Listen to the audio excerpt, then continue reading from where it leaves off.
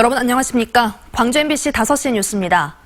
아파트 인허가 과정에서 금품 수수 의혹을 받고 있는 최영호 전 남구청장이 관련 의혹을 부인하고 나섰습니다.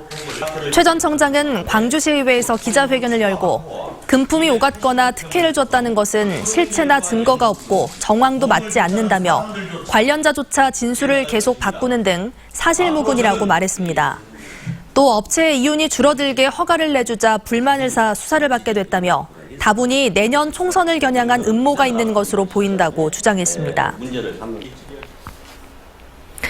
광주시가 제2순환도로 1구간 사업자 맥쿼리 측에게 돌려받아야 할 100억 원대 환급금을 방치하고 있다는 감사원 지적과 관련해 참여자치 21이 조속한 환수를 촉구했습니다. 참여자치 21은 맥쿼리 측은 시장 수익률 이상으로 특혜를 받고 있고 세금까지 보전받고 있는데 광주시가 돌려받아야 할 112억 원까지 방치했다는 사실이 드러났다며 이같이 주장했습니다. 또 앞으로 혈세가 낭비되지 않기 위해 맥쿼리로부터 관리권과 운영권을 가져오는 공익처분을 해야 한다고도 주장했습니다.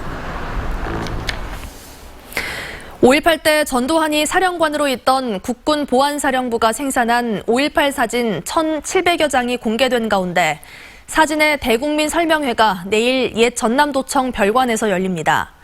광주의 눈물, 그날의 참상이라는 주제로 열리는 설명회에는 5.18 기념재단과 5.18 기록관의 전문가들이 나와 사진 분석 결과를 발표할 예정입니다.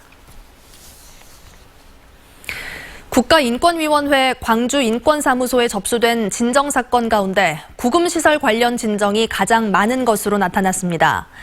올해 광주인권사무소에 접수된 진정사건은 655건으로 이 가운데 교도소 등 구금시설 관련 진정이 172건으로 가장 많았고 이어 장애인 차별과 경찰 조사 과정의 인권침해 진정 순으로 조사됐습니다. 전라남도와 광주시가 공동 출연기관인 광주전남연구원이 오늘 제4대 원장 공개 모집 공고를 내고 오는 23일까지 서류 접수를 받습니다. 응모 자격은 대학교 정교수로 5년 이상 재직했거나 고위공무원단 가등급 이상 공무원, 정부나 지방자치단체가 출연한 연구기관의 상근 임원 경력 등이 있는 사람으로 서류 면접 심사와 이사회 최종 후보자 추천, 도의회 공동 인사청문회를 거쳐 임명됩니다.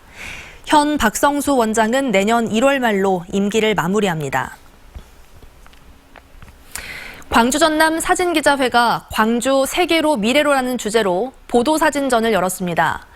오늘부터 닷새 동안 광주시청 1층 시민홀에서 열리는 이번 전시회는 광주 전남 사진기자들이 지난 1년 동안 시정 현장을 뛰어다니며 찍은 사진 100여 점을 선보입니다.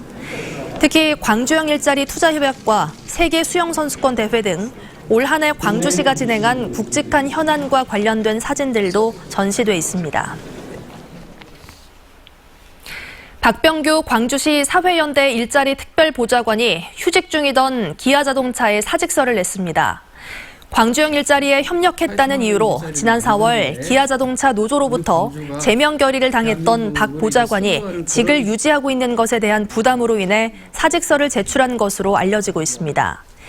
이에 대해 박 보좌관은 사직서를 낸 이유에 대해서 지금은 말할 단계가 아니라고 말했습니다.